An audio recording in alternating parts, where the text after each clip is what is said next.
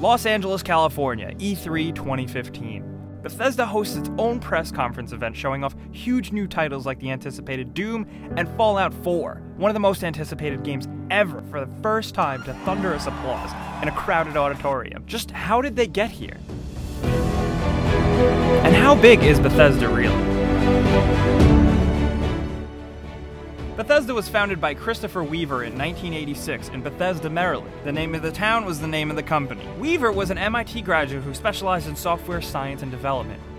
In the beginning, Bethesda was credited with the creation of the first physics-based sports game, titled Gridiron, in 1986 for Atari, the Commodore Amiga, and the Commodore 64. This tech from Bethesda later led to them being hired to finish the first John Madden football game in the mid-80s. The game was praised by reviewers for its technology and being way ahead of its time, but unfortunately the game later led to lawsuit issues between Bethesda and EA for publishing discrepancies. But for most of its games in the beginning, Bethesda was a publisher and a developer. From 1986 to 1992, the company developed a number of games and were famous most for Wayne Gretzky hockey games and PC-based Terminator games that were actually pretty awesome. At this point, Bethesda had moved from Bethesda, Maryland to Rockville, Maryland in 1990. With the success of all their games and the licensed ones, things were growing, and Bethesda wanted more of their own properties to work on. Then in 1994, everything changed with the Elder Scrolls Arena. Julian LeFay had been a head programmer with Bethesda since 1987. Known now as the father of Elder Scrolls, LeFay spearheaded the development on the first Elder Scrolls game, since the company had no ideas or experience in ever making an RPG game before. LeFay is no longer working for Bethesda, but rumors have it that occasionally he was involved in the design phase of some other games, especially since he is listed as a special thanks credit in Morrowind. Another person that got their big break on Elder Scrolls Arena was a designer named Todd Howard. After graduating and facing multiple rejected applications, Howard was finally hired in 1994. He worked on a few licensed games before coming on as a developer for Arena. After the generally meh performance and reception of Arena, its cult hit status slowly grew and eventually justified a sequel. Todd Howard worked with design on Elder Scrolls 2 Daggerfall and got his big break as a project lead, leading approximately under 30 people for the spin-off game Elder Scrolls Adventures: Redguard in 1998.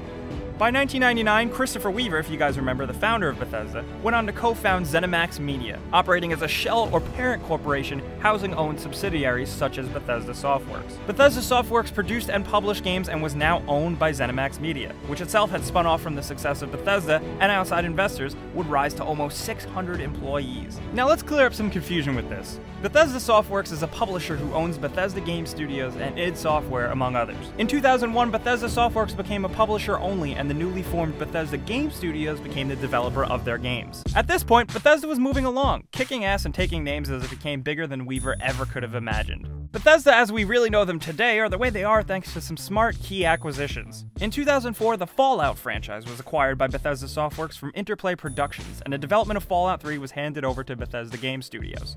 Fallout 3 was released on October 28, 2008 thanks to a team of around 70-ish people led by Todd Howard. Fallout 3 was a massive success. I'm pretty sure you've played it. It lived up to the long gestating hype and sold almost 5 million units in its first week alone, generating a reported over $300 million for Bethesda. It goes without saying Fallout 3 was awesome. The rest of that is history. But then in 2009, ZeniMax Media, remember Bethesda's parent company, acquired id Software, whose upcoming titles at the time, including Rage, will be published by Bethesda Softworks, as well as all games using the new id Tech 5 game engine. id Software is famous for changing the world with Doom and Wolfenstein, the first smash hit first-person shooters games. In 2011, Bethesda was responsible for Rage, and then a remaster of Doom 3 in 2012, and the upcoming fourth Doom game in 2016. Along with id Software, they also acquired Arcane Studios in August 2010. Arcane Studios are now famous for Dishonored. Dishonored capitalized on that old-school open-ended PC game strategy that Bethesda knew by now fans of their games really enjoyed. Dishonored, quote, exceeded sales expectations and warranted a next-gen version as well as an upcoming sequel. For Bethesda, it was another bet on new IP that worked out and turned out to be profitable. It's also got a ton of fans. In 2010, they acquired Tango Gameworks and published their first horror game, The Evil Within, as well as publishing Wolfenstein: The New Order, the awesome new reimagining of Wolfenstein, developed by subsidiary Machine Games. They also created Battlecry Studios, a game developer in Austin, Texas, to work on their free-to-play arena multiplayer game called Battlecry. But let's get back to Elder Scrolls, the game that started it all for Bethesda. The Elder Scrolls V Skyrim was released in November 2011 and met massive critical acclaim and broke a bunch of sales records. Bethesda has revealed that the Elder Scrolls V Skyrim has sold more than 20 million copies since its launch back in 2011. This also put it in game gaming history in the top 20 best-selling games of all time. Skyrim was made by a team of almost 100 people and sold millions of copies. Then in 2007, there was ZeniMax Online Studios. Yeah, because not only does Bethesda have to have a horror game, 2 excellent series of RPGs, and the rights to some classic PC first-person games, but they also needed their own MMORPG. So that's why they founded ZeniMax Online Studios to create The Elder Scrolls Online. The Elder Scrolls Online is absolutely massive, with ZeniMax Online Studios having around 250 employees.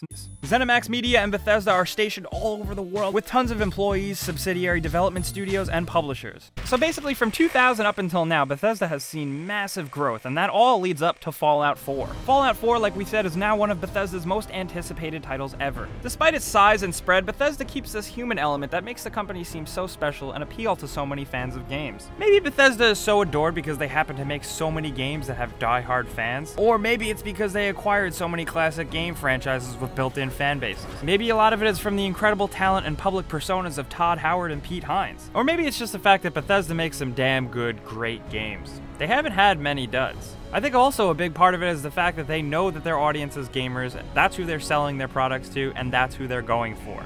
They acquire these classic franchises from old PC games that have hardcore fans. They're not actively gunning for the casual market and trying to dumb down their games for everyone. Yeah, of course, they're guilty of DLC and season passes just like a lot of other publishers, but it just seems a little less aggressive and in your face. It's something about the marketing of it all. All of this stuff seems to add up to a perfect formula for gamers like us, and it's a match made in video game heaven. And if you've ever wanted a story of how a game publisher and developer gets started and becomes a massive empire, Bethesda is one of the perfect specimens.